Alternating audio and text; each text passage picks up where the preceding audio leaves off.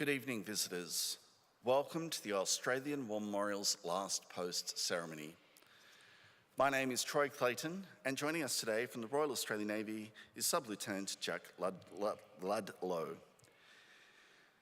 We are honoured to acknowledge Lieutenant General Kabal Yini, Aegean Army Commander, and Mrs. Asuman Yini, and the accompanying delegation. We welcome the veterans who have served, those that are still serving, and the families that love and support them. The live stream of this ceremony is made possible by the Return and Services League of Australia and the RSL and Services Club Association. We welcome members who are watching the ceremony broadcast across Australia. During this evening's ceremony, wreaths will be laid at the base of the Pool of Reflection by visitors to the memorial and students on behalf of Corpus Christi College from Western Australia. If you're able, please stand and join in singing the National Anthem.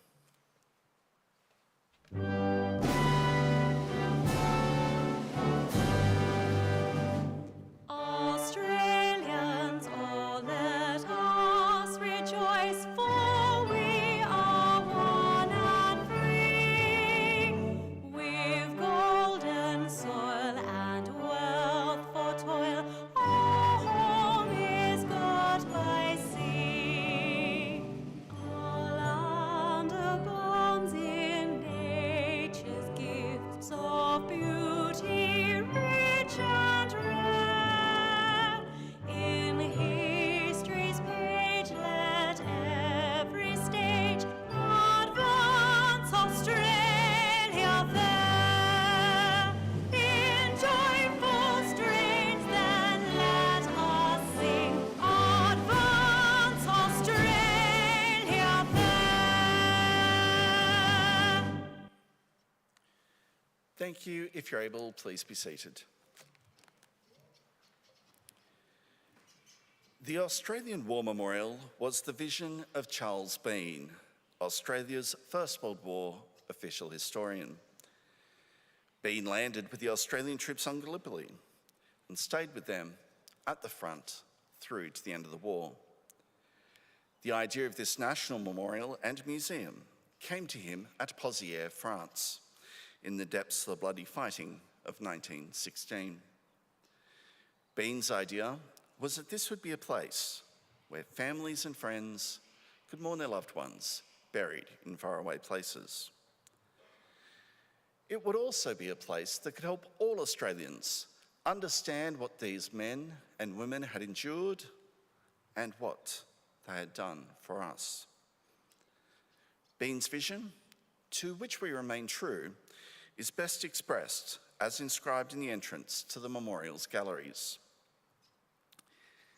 Here is their spirit in the heart of the land they loved, and here we guard the record which they themselves made. Tonight, we'll read the story behind just one of those on the Roll of Honour, which lists the names of more than 103,000 men and women who have given their lives for us in war and on operations for more than a century. But first, we present a lament, Flowers of the Forest. Wreaths or floral tributes will now be laid at the base of the Pool of Reflection.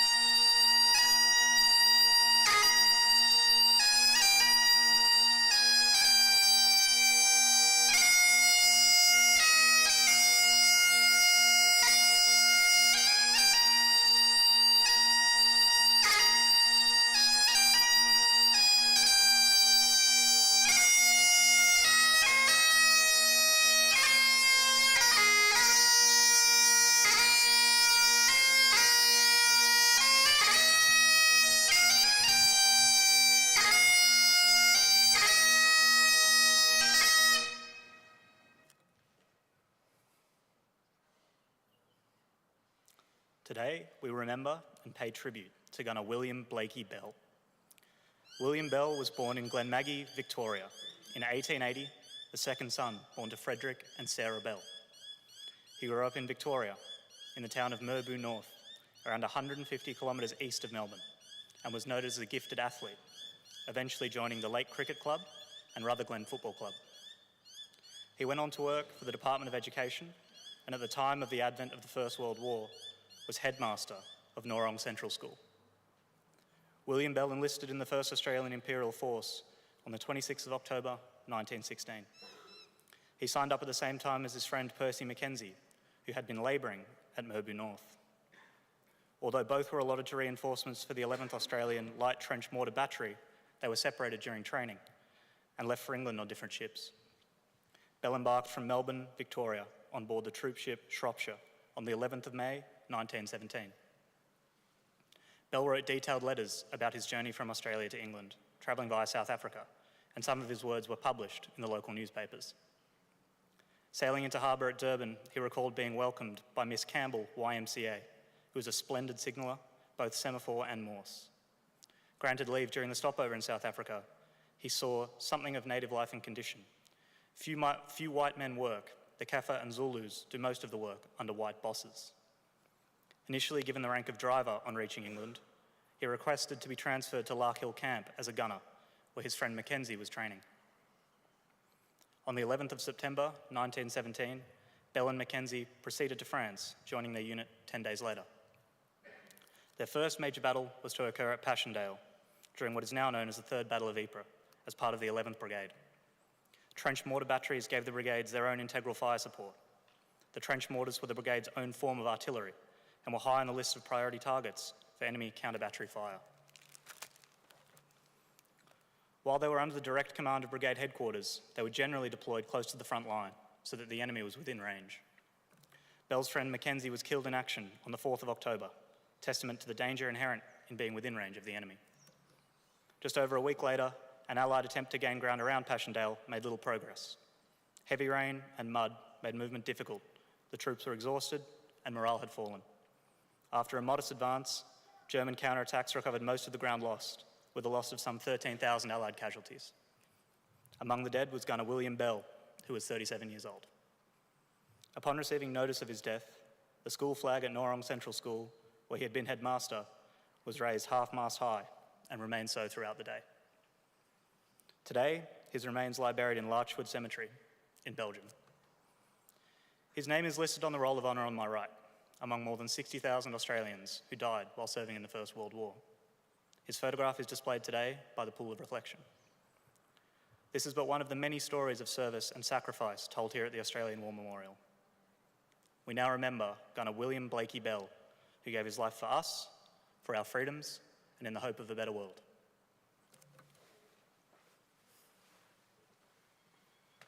Please stand for the reading of the Ode and the sounding of the last post.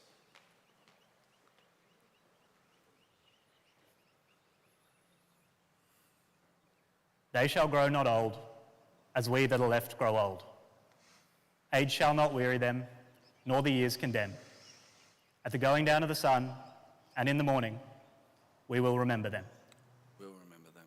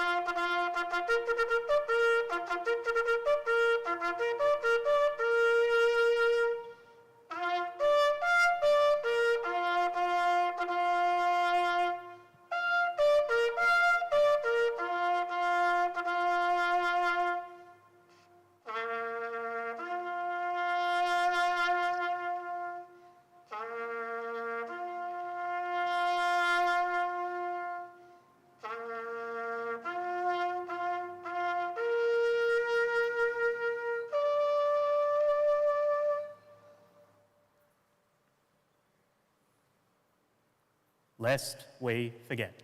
Lest we forget.